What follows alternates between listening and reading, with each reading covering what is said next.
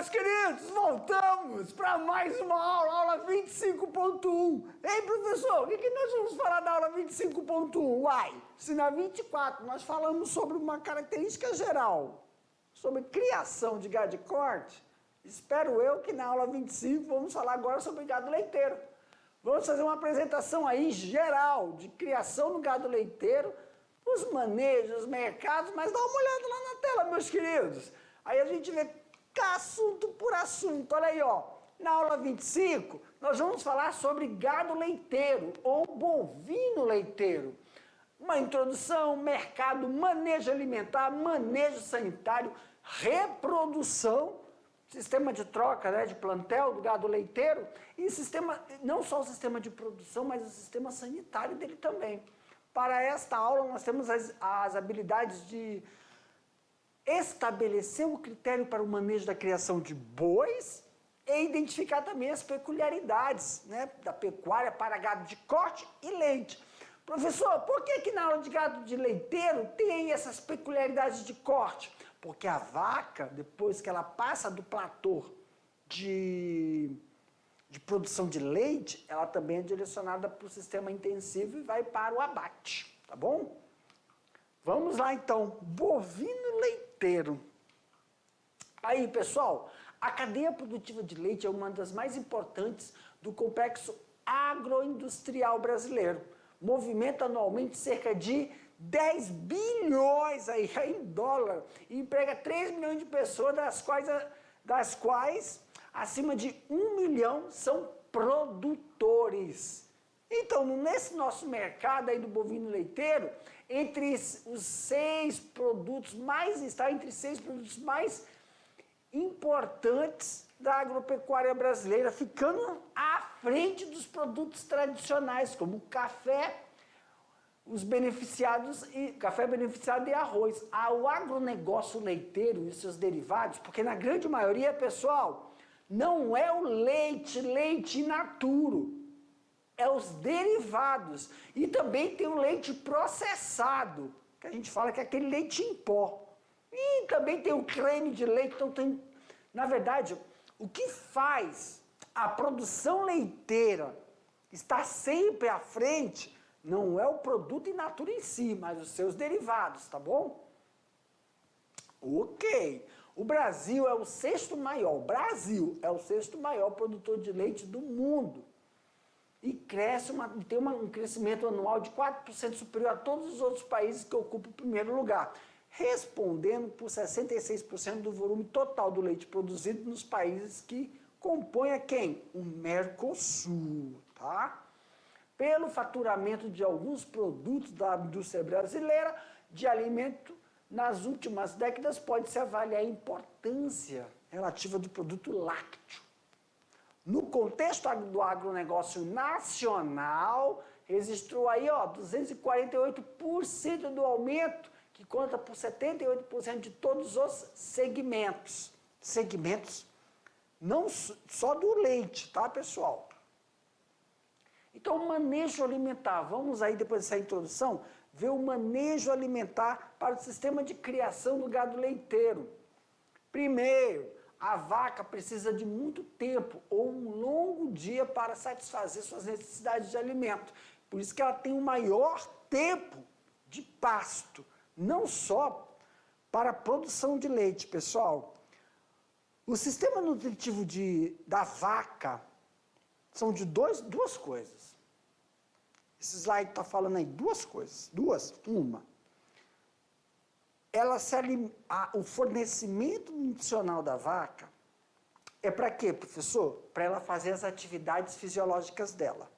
Para ela respirar, batimento cardíaco, fazer o metabolismo, para ela andar, para tudo. Então, ela pasta, ela tem que receber uma alimentação para sobreviver.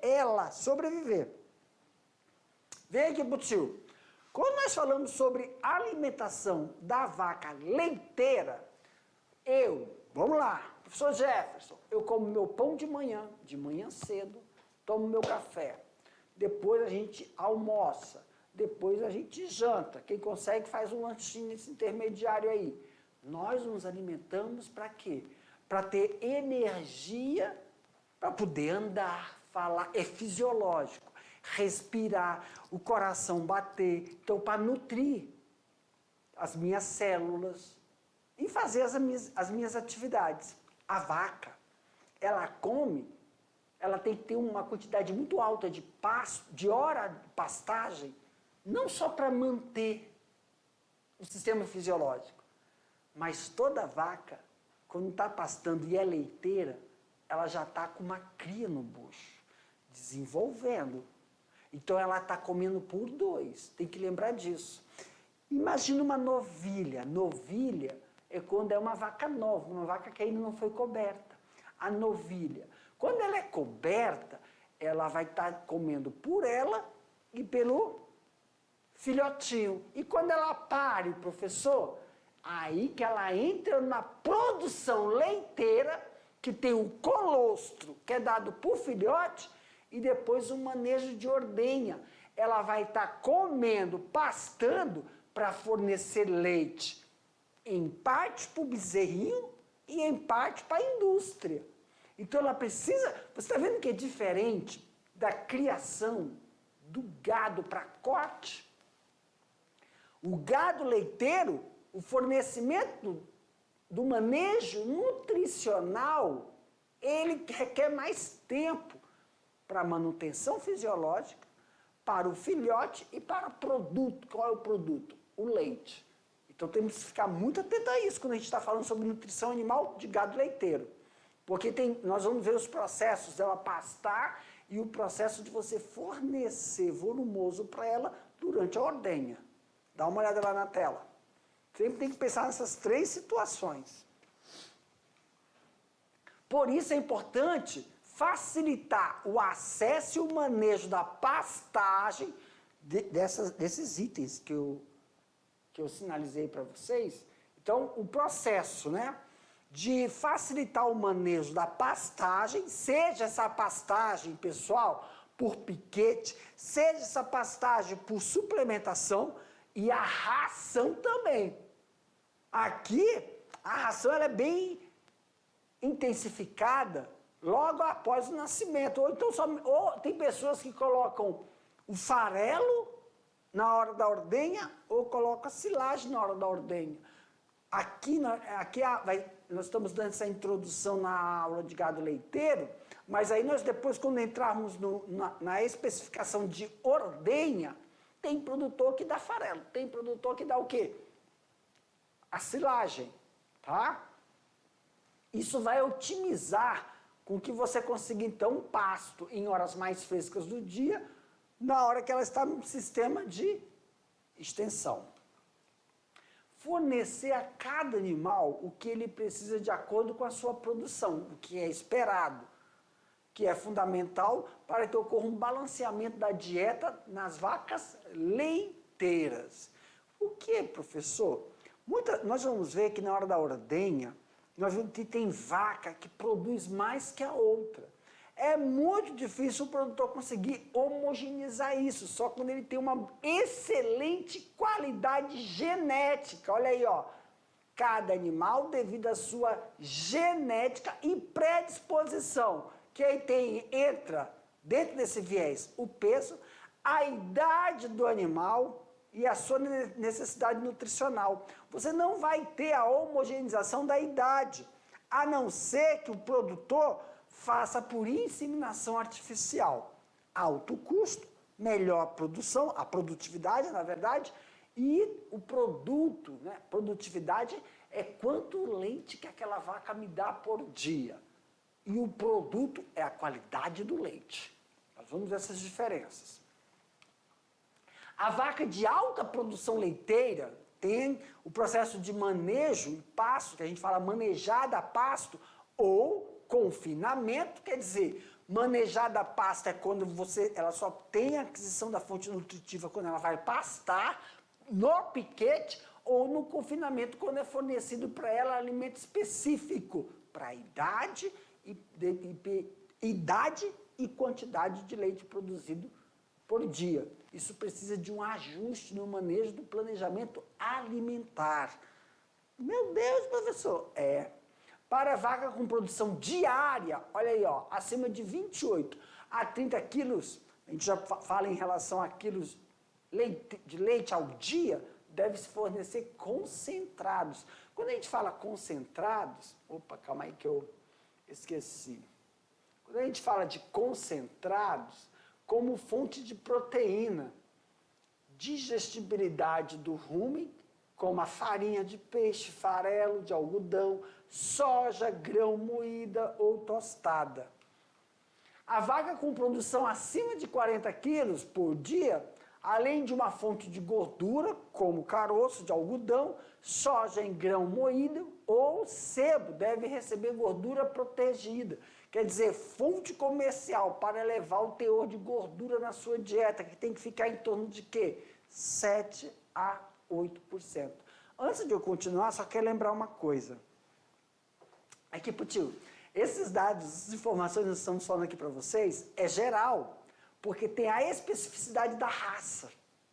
Dependendo da raça que você está utilizando aí, vai ter uma modificação nessas porcentagens de fornecimento de alimentos. A gente vai ver isso aí, isso aí de forma geral, tá bom? E ainda mais quando você está trabalhando com PO.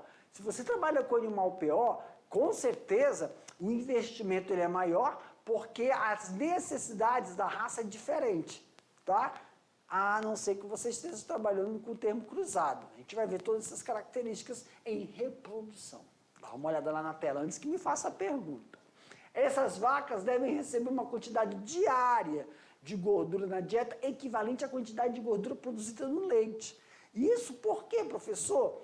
Para ela não ter uma queda no ganho de peso. O ganho de peso da vaca é diretamente proporcional à sua produção por causa do ubre. A gente vê aqueles ubres imensos, enormes. Então, ele requer mais cuidado para a manutenção do animal, para que ele possa produzir, tá bom?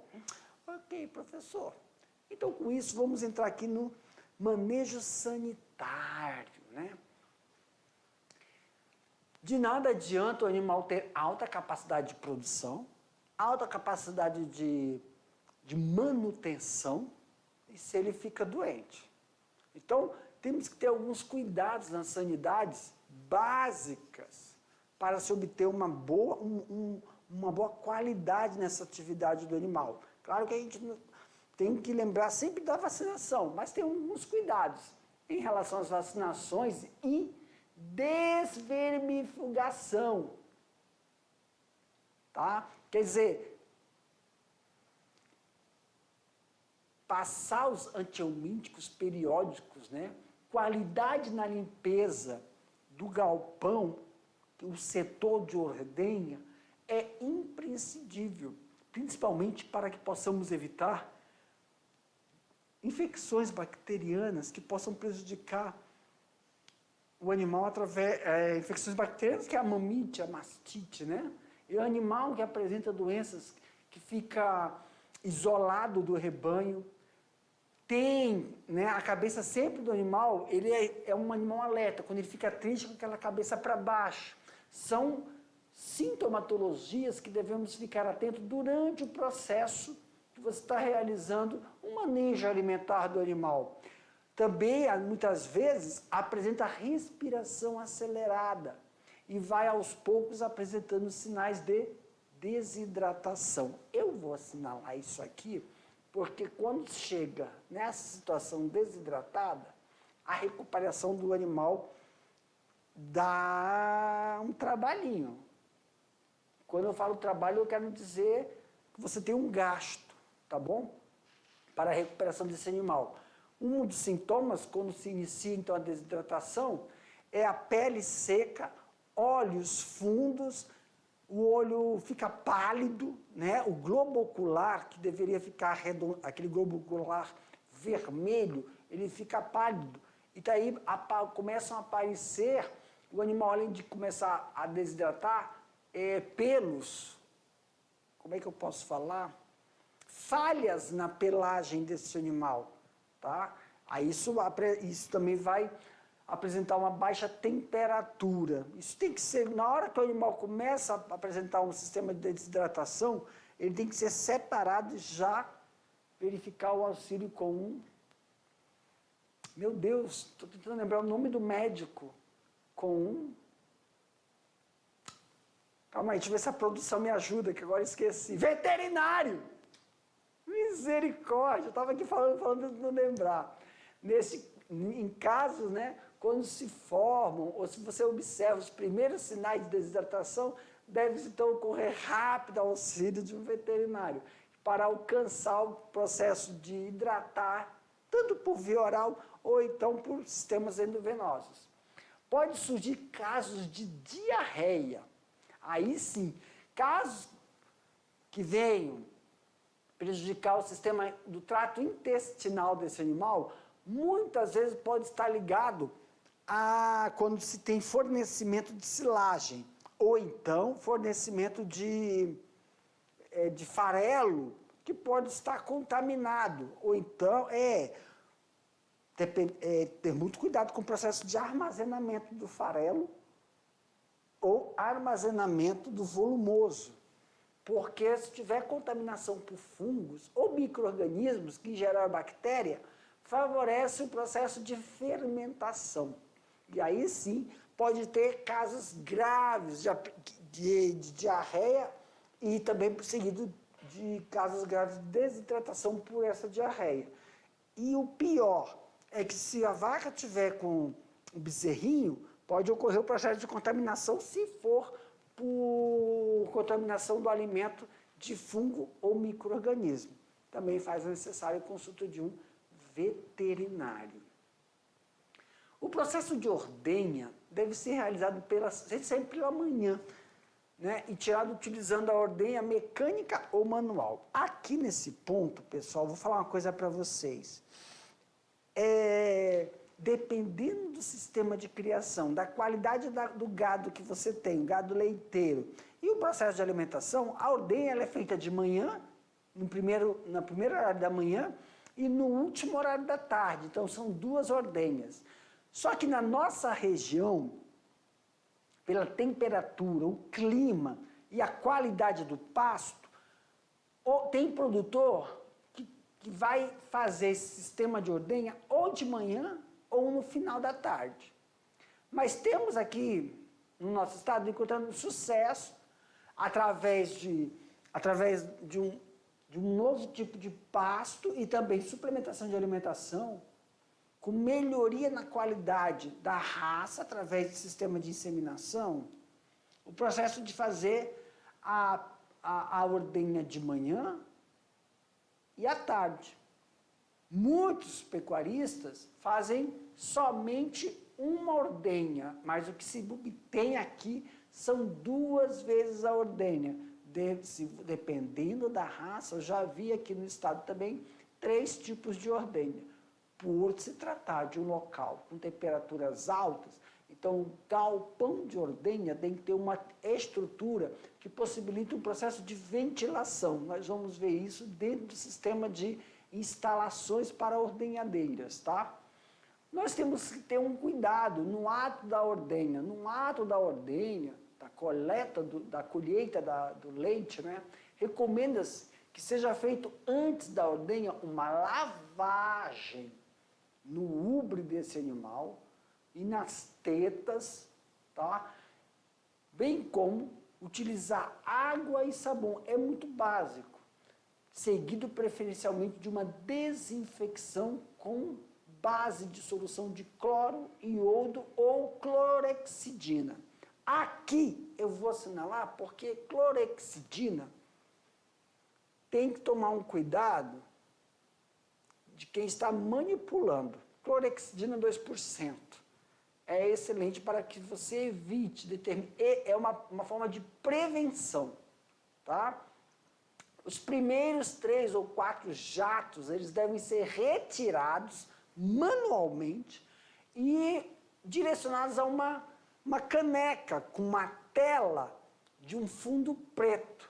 Isso tem o objetivo de se realizar um diagnóstico preventivo inicial de mastite clínica, tá bom? Isso vai estimular a descida do leite. Essa mastite, um diagnóstico preventivo, vai auxiliar você ter um problema aí de infecção na matriz.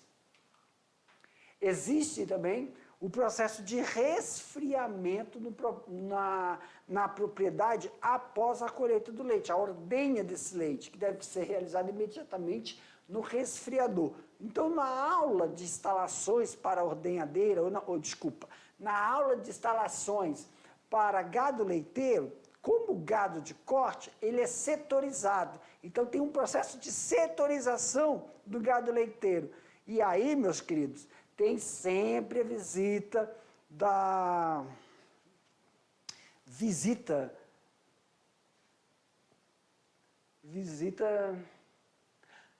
dos órgãos sanitários, a Gevisa, né? Que vai verificar se tem todos os parâmetros. Nós vamos citar aqui, na hora da aula de instalações, quais são os parâmetros para instalações de gado leiteiro, porque tem que ter a prevenção e evitar a contaminação não só do animal, mas do produto que está sendo coletado aí, que na questão é o leite. Tanto na questão da ordenha, como na questão do resfriamento e armazenamento, tá?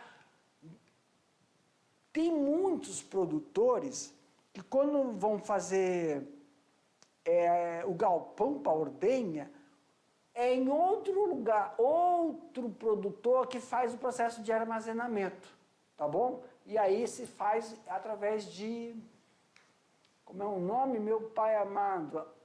Através, associações, tá? Aí são as associações dos produtores leiteiros, que aí se tem, porque é um investimento para você fazer com que você tenha, então, um resfriador, que aí auxilia todos os produtores que estão ao redor, num local só, fazer o processo de armazenamento desse leite.